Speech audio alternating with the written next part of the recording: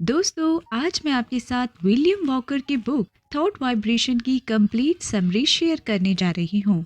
William walker, जो कि एक अमेरिकन मर्चेंट, पब्लिशर और राइटर थे, वो न्यू थॉट मूवमेंट के शुरुआती खोजकर्ताओं में से एक थे।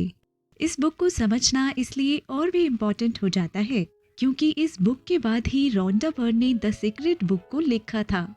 और इस बुक में ऑथर ने बहुत अच्छे से समझाया भी है कि कैसे आपके थॉट्स आपकी लाइफ में उन चीज़ों को अट्रैक्ट करते हैं जिसके बारे में आप सोचते हैं। और यदि आप मनचाही चीज़ को अट्रैक्ट करना चाहते हैं तो आप अपनी बॉडी के वाइब्रेशन को कैसे बढ़ा सकते हैं। हम सभी इस बात को जानते हैं कि हमारा दिमाग एक दिन में कई हजार थॉट्स को क्रिएट करता है। हमारा दिमाग लगभग 10 क्वाड्रिलियन यानी इतना ऑपरेशन पर सेकंड की स्पीड से काम करता है। हमारा दिमाग एक दिन में कई हजार थॉट्स क्रिएट करता है, यानी सोच क्रिएट करता है, और फिर वही सोच एनर्जी क्रिएट करती है और वाइब्रेशन में चेंज हो जाती है। अगर हम पॉजिटिव सोचते हैं तो पॉजिटिव वाइब्रेशंस क्रिएट होती हैं, और दूसरी ओर अगर हम नेगेटिव सोचते हैं तो नेगेटिव वाइब्रेशंस क्रिएट होती हैं। ये वाइब्रेशंस और एनर्जी हमारे आसपास एक ऑरा क्रिएट करती हैं। अगर आप किसी ऐसे व्यक्ति को जानते हैं जिसका ऑरा पॉजिटिव है, यानी एनर्जी सर्कल पॉजिटिव है, तो आपको उनसे मिलकर बहुत खुशी महसूस होती है। आप उनसे मिलकर बहुत पॉजिटिव फील करते हैं। पर ऐसा क्यों होता है? ऐसा इसलिए होता है क्योंकि पॉजिटिव थिंकिंग से या कहीं पॉजिटिव सोच से पॉजिटिव वाइब्रेशंस क्रिएट होती हैं, जिसके कारण उनके आसपास पॉजिटिव सर्कल क्रिएट हुआ या कहीं पॉजिटिव ऑरा क्रिएट हुआ, जिसकी पॉजिटिविटी को आप महसूस कर रहे होते हैं। चलिए अब हम विलियम के नजरिए को डिटेल में समझते हैं। Williams working grid. जब विलियम न्यू थॉट के एडिटर बने, उन्होंने अपने यादगार आर्टिकल वर्किंग ग्रिड से रीडर में अपनी पहचान बनाई।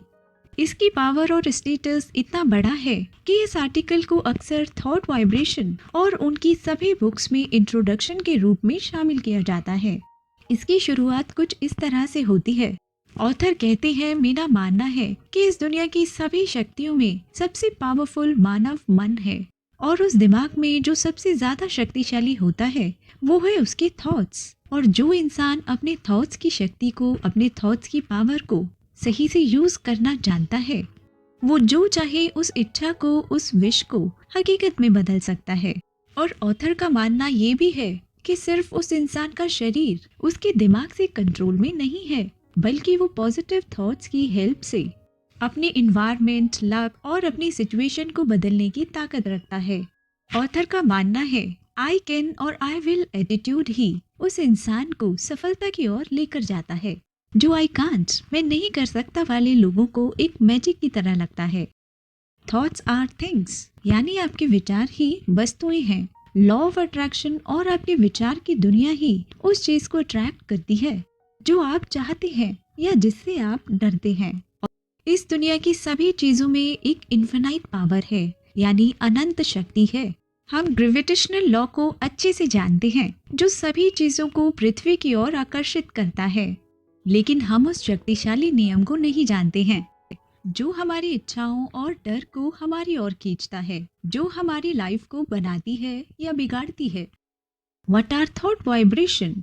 हमारे थॉट्स एक ऐसी फोर्स है, एक ऐसी मैनिफेस्टेशन ऑफ एनर्जी है, या कहें एक ऐसी वाइब्रेशन है जो उतनी ही रियल है जितनी लाइट, हीट, इलेक्ट्रिसिटी और मैग्नेट है। और इन सभी की वाइब्रेशन और हमारे थॉट्स की वाइब्रेशन में बस इतना ही फर्क है कि लाइट और हीट की वाइब्रेशन हमारे थॉट्स की वाइब्रेशन से बहुत कम है। कुछ इंस्ट्रूमेंट्स की इन्वेंशन से पहले हम ज़्यादातर वाइब्रेशन को देख, सुन, स्मेल, फील या टेस्ट नहीं कर पाते थे, लेकिन हम एक मैग्नेट को दूसरी मैग्नेट की ओर अट्रैक्ट होता देख पाते थे।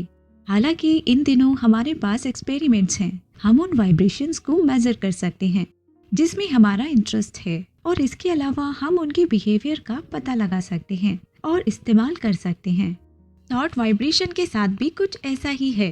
अनफॉर्चुनेटली यहाँ डिफरेंस ये है कि इंसानी दिमाग ही एकमात्र ऐसा इंस्ट्रूमेंट है जो थॉट वेव्स को पैदा और रिकॉर्ड कर सकता है।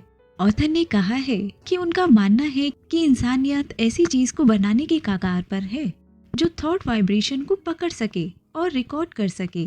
पर एक शताब्दी बीत गई जब उन्होंने ये दावा किया था, और जहाँ तक हम जानते हैं अभी तक ऐसे कोई भी इंस्ट्रूमेंट का आविष्कार नहीं हुआ है। How does the law of attraction work in the thought world, यानी विचारों की दुनिया में लॉ ऑफ अट्रैक्शन कैसे काम करता है। हमारा दिमाग लगातार थॉट वाइब्रेशन भेजता है और रिसीव करता है।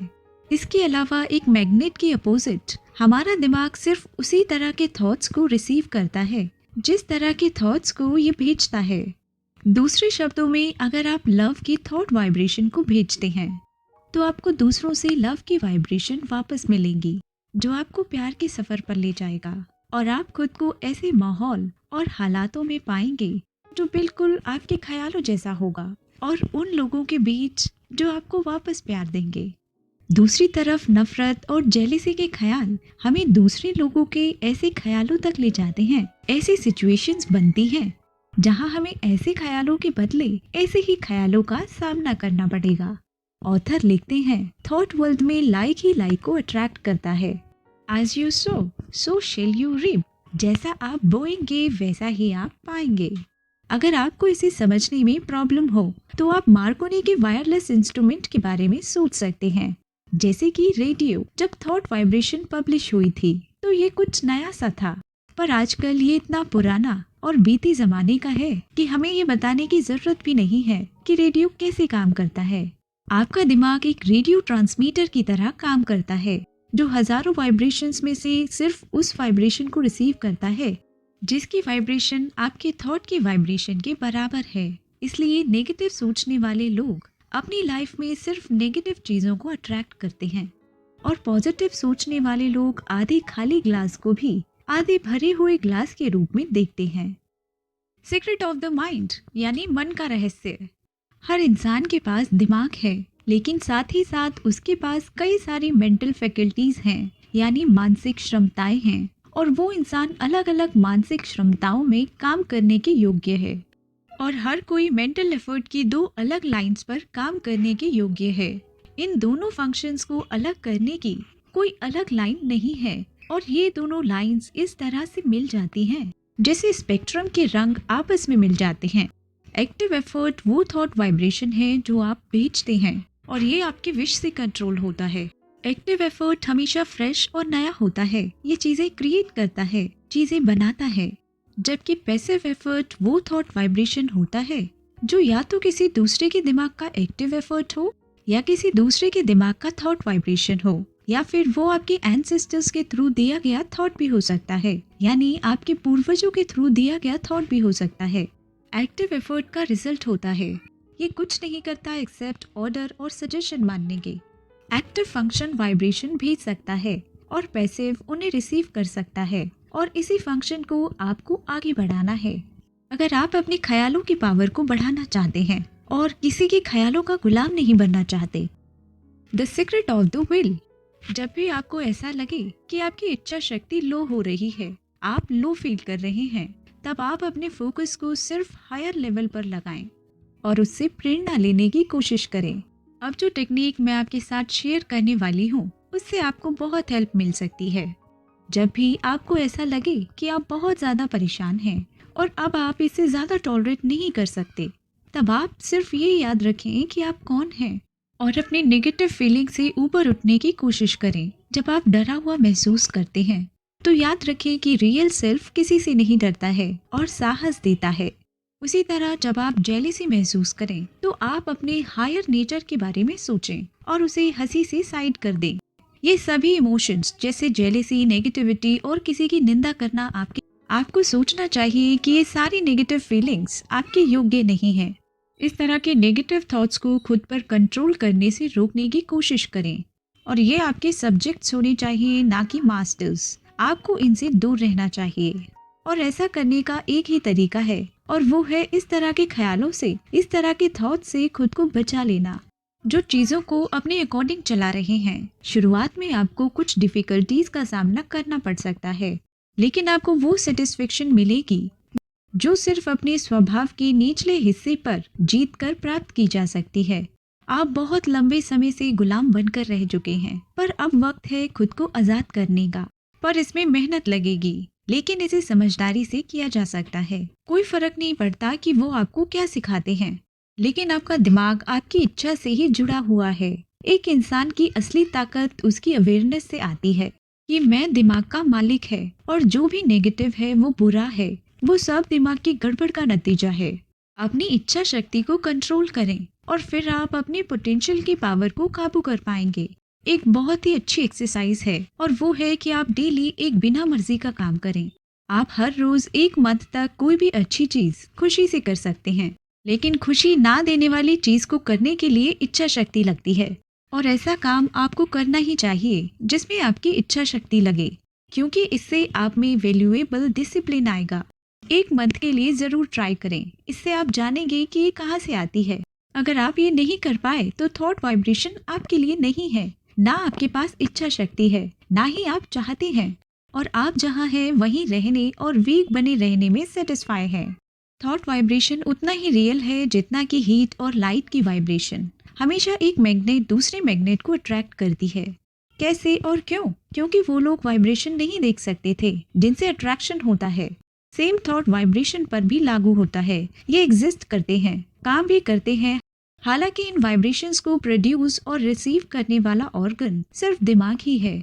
जैसे एक पत्थर को पानी में फेंकने पर होता है, सेम इसी तरह थॉट भी वेव्स बनाता है जो थॉट्स के सागर में दूर तक जाती हैं। फर्क सिर्फ इतना है कि पानी की वेव्स सीधे तौर पर हर दिशा में चलती हैं, जबकि थॉट्स की वेव्स एक कॉमन सेंटर से सारी दिशाओं में चलती हैं। बिल्कुल वैसे ही जैसे सूरज की किरणें करती हैं। दिमाग का एक्टिव पार्ट थॉट वाइब्रेशन को प्रोड्यूस करता है और पैसिव पार्ट रिसीव करता है। हालांकि हमारे पास एक ही दिमाग है, पर ये मेंटल पावर के दो अलग लेवल्स पर काम कर सकता है, एक्टिव और passive. Active part thought vibration को प्रोड्यूस करता है, यानी पैदा करता है, जो इतना पावरफुल है कि पानी में पत्थर फेंक सके। और दूसरी ओर पैसिव पार्ट लगातार थॉट वाइब्रेशन को रिसीव करता है। उनमें से कुछ वाइब्रेशंस एक्टिव पार्ट के थ्रू आ रही होती है, बाकी दूसरे लोगों या एंसेस्टर्स यानी पूर्वजों से आती हैं। लास्ट में ऑथर कहते हैं कि आप इस एक्सरसाइज को एक बार ट्राई करके जरूर देखें, क्योंकि आप इसे कर सकते हैं।